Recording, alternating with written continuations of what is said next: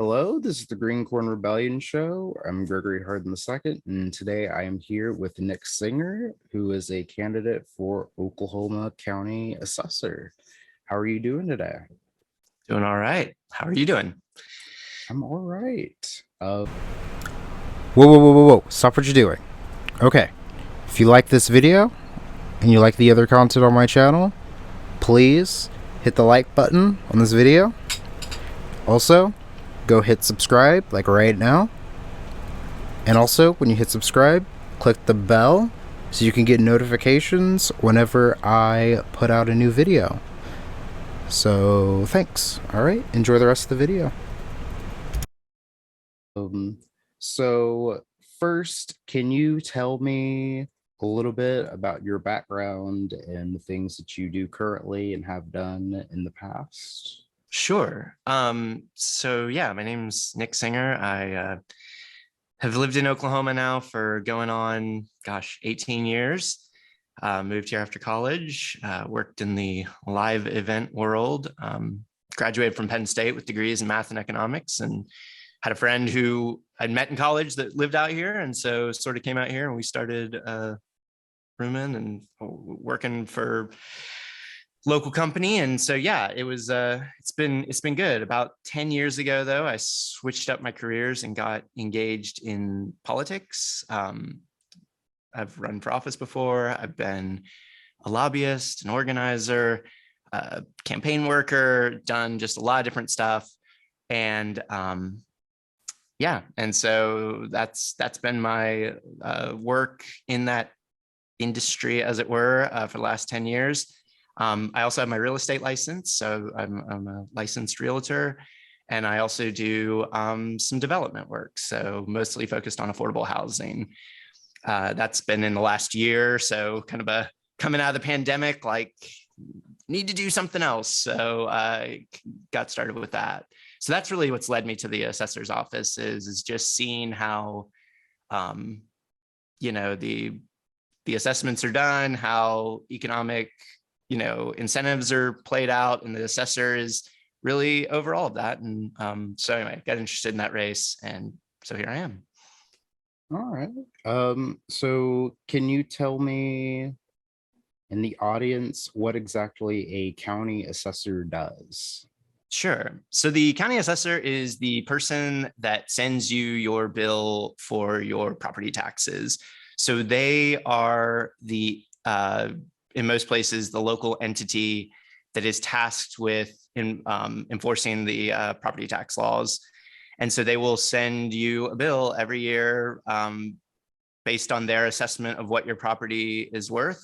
And then you pay a millage rate or a tax rate in accordance with all the various pots of money that are getting money from that. So property taxes in Oklahoma go to fund schools, libraries, the county, mostly schools, but all sorts of different things, career tech, and bonds, like that the county and schools sell. So, I think we're all very aware of like the bill we get because you get that every single year and you like have to pay that. But I think we're less aware of kind of where all that money goes. And that's part of the central focus of my campaign is around transparency and helping taxpayers and voters understand the importance of it. And if it's not going right, how we could do better.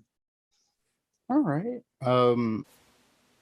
Episodes of the Green Corn Rebellion Show are sponsored by Oklahoma Progress Now. Oklahoma Progress Now is a 501c4 organization focused on building progressive power in Oklahoma. Their primary efforts are on developing progressive content for a 21st century audience, coalition, and capacity building across progressive organizations and causes, and working to see elected leaders who are more responsive to their constituents and the needs of the many. Areas of focus include progressive messaging and communications, coalition building and resource sharing, and focused progressive policy goals.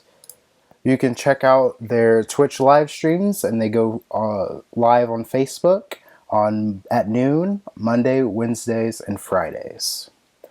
Please support this organization. It's a really great organization. It's just getting started here in Oklahoma. Thank you. Now enjoy the rest of the video.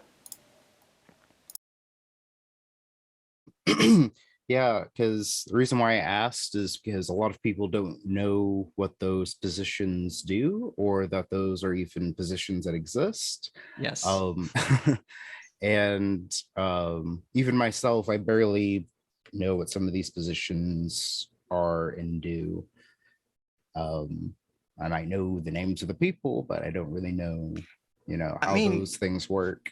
Yeah. yeah, so like county government is like kind of the middle child of, of government in Oklahoma. You've got local government, which is your municipalities, which people, aren't as clued into as sometimes I would like to see, but they're much more clued into it. Like most people kind of know who David Holt is in Oklahoma City. A lot of people who are engaged in politics know who their mayor is. Then, of course, you got the state level, which is your reps, your governor, your state superintendent, which obviously we're hearing a lot about that right now in 2022. But the county is kind of the middle child, like they're kind of the forgotten person. And so that level of government gets a little less scrutiny, but it's still very important because they provide a lot of services to like unincorporated areas, so parts of the county that don't have a municipality. But they also are directly responsible for collecting taxes. They also do a lot around county jails, county sheriffs. So collecting fines and fees, they really are like, they handle a lot of money. And so to me, they're a great place to be like a watchdog for taxpayers, to really explain to people what the issues are locally, because they're sending money to the state, to the cities, to kind of everyone. And so they have a really good position to like keep track of things and tell you where your money is heading and if that's good or bad. Yeah. So let's see. So the county assessor, they would know.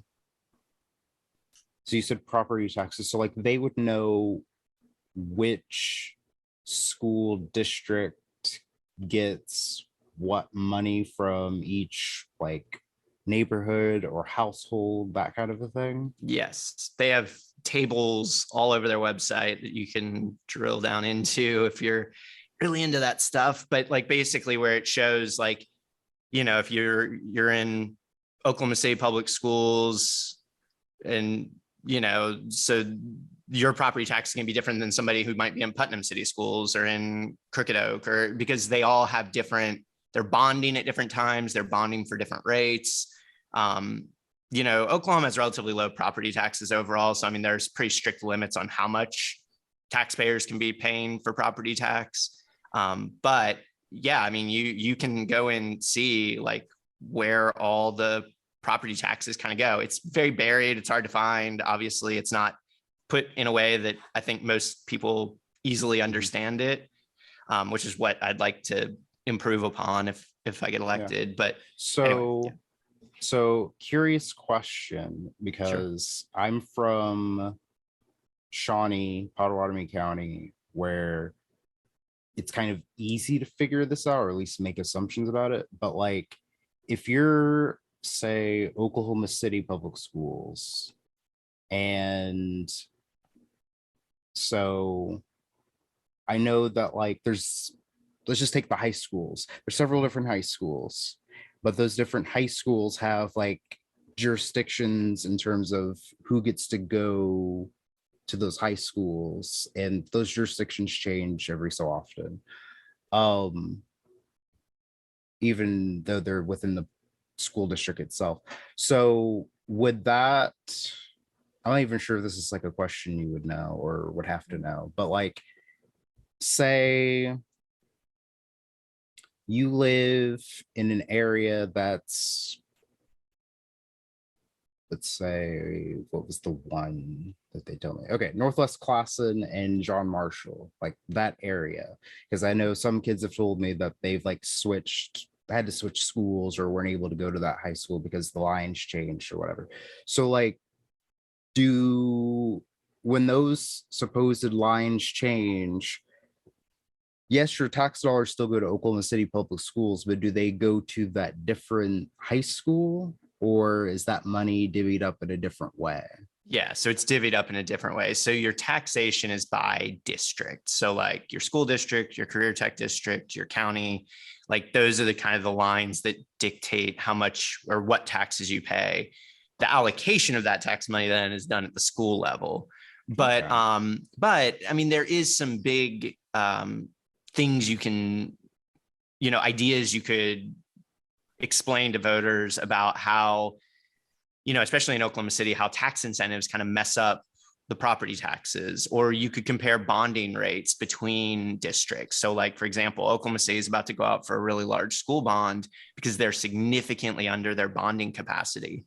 Most schools in Oklahoma max it out. That's why if you drive around rural Oklahoma and a lot of different places, schools are some of the nicest buildings in the city or town because they're funded off of tax dollars and they get some good assessment and they have some money to build some nice stuff. So they invest in their community.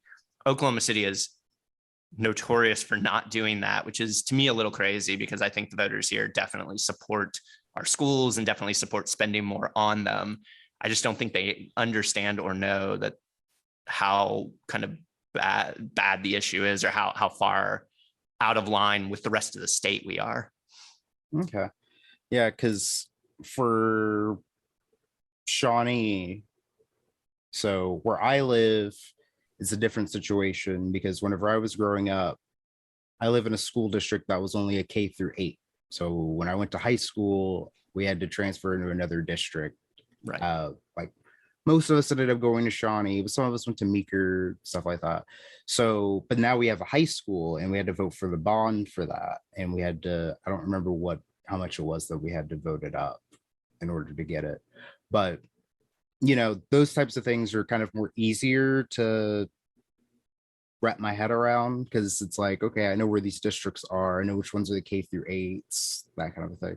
But then when it comes to Oklahoma City, there's multiple high schools, there's multiple middle schools. So that was like a curious question. I'm not sure if that's completely Yeah, no, relevant, but that's why like, your yeah. school board elections are important, because that's who decides how resources are divvied up in the community. And so, Yeah. Oklahoma City has gone through a big reorganization recently that's made it, I think, a little more equitable.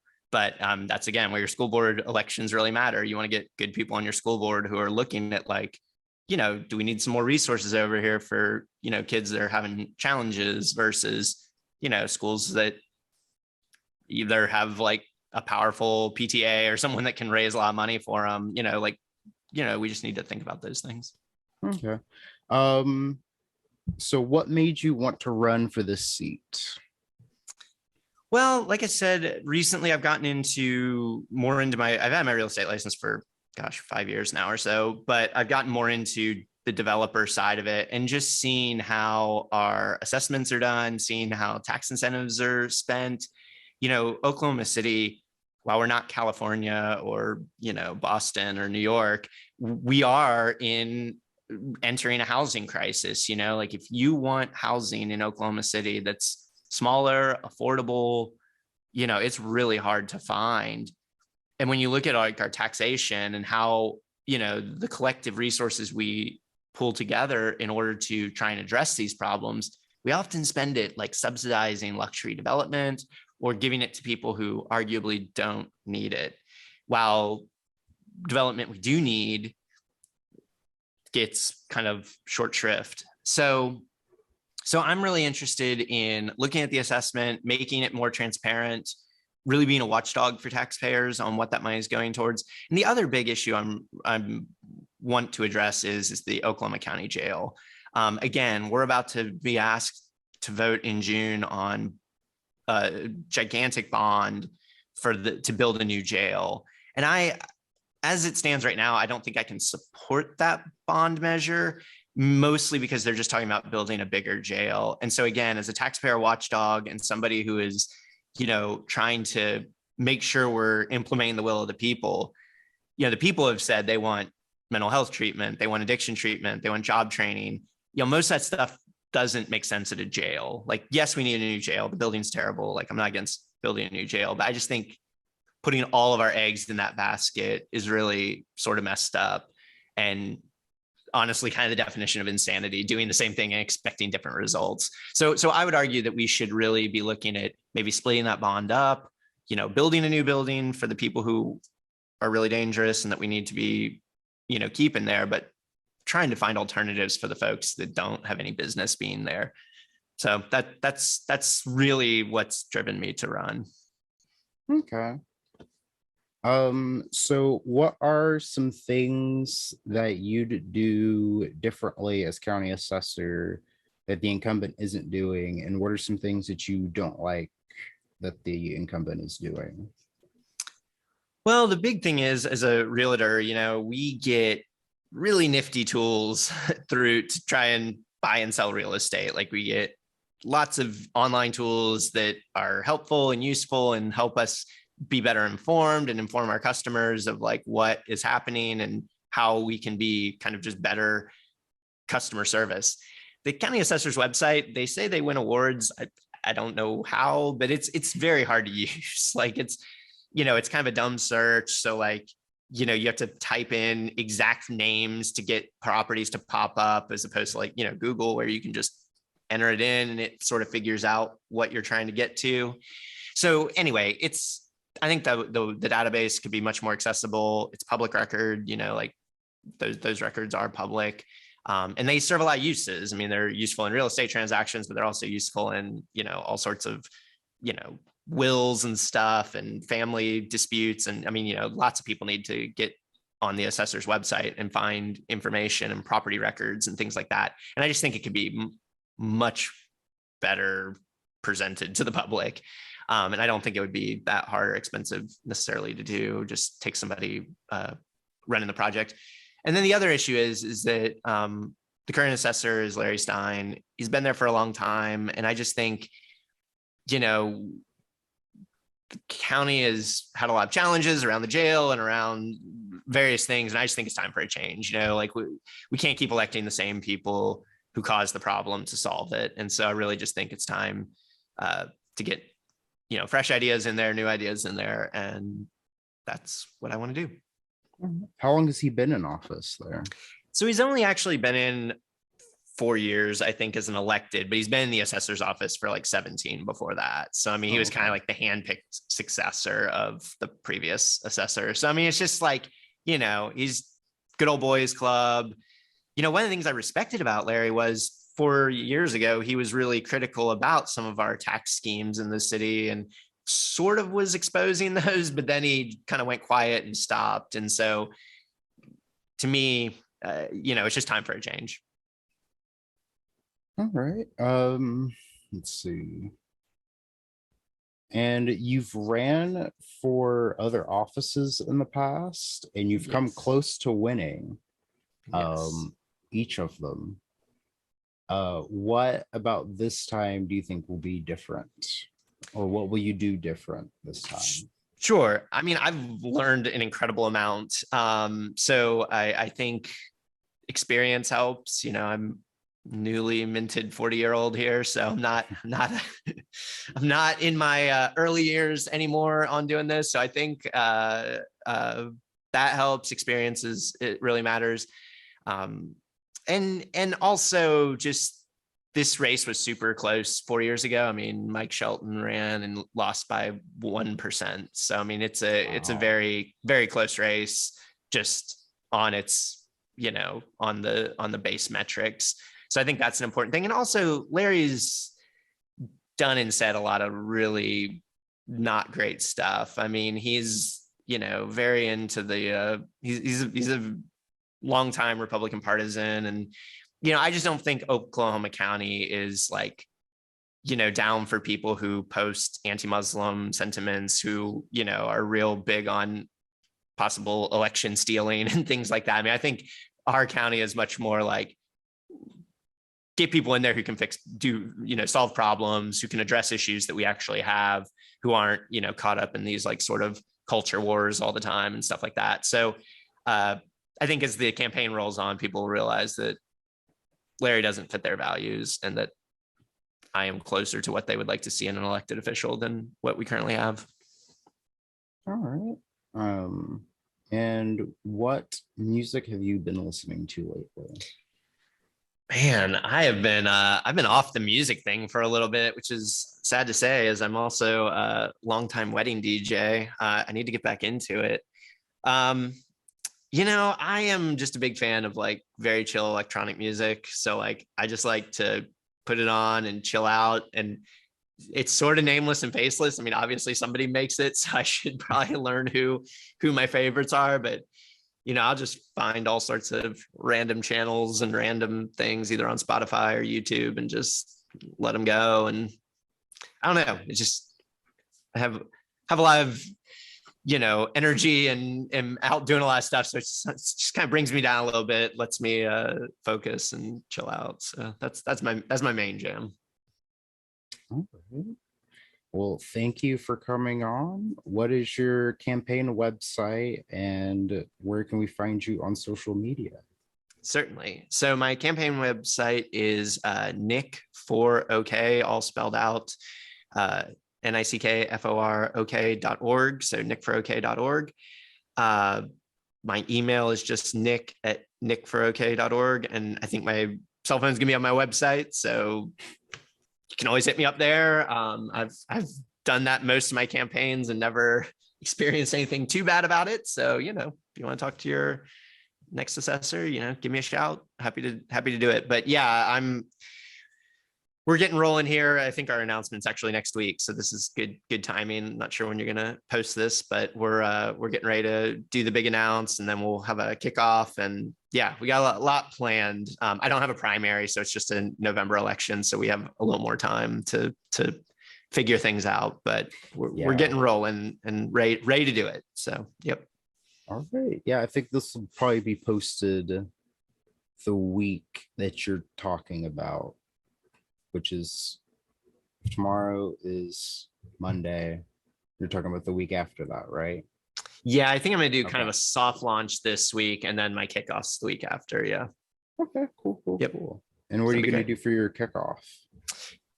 We're still nailing down the location, but the hope is Shish Mahal. It's up on May Avenue. It is a delicious Middle Eastern food restaurant. I wanted to say what country, but then I'm like, wait, I'm not sure if I'm remembering the right one. I think it's Pakistani, but I could be wrong, so don't quote me on that. But yeah, the plan is to be at Shish Mahal, so we're still nailing down the details on that. But yeah. All right.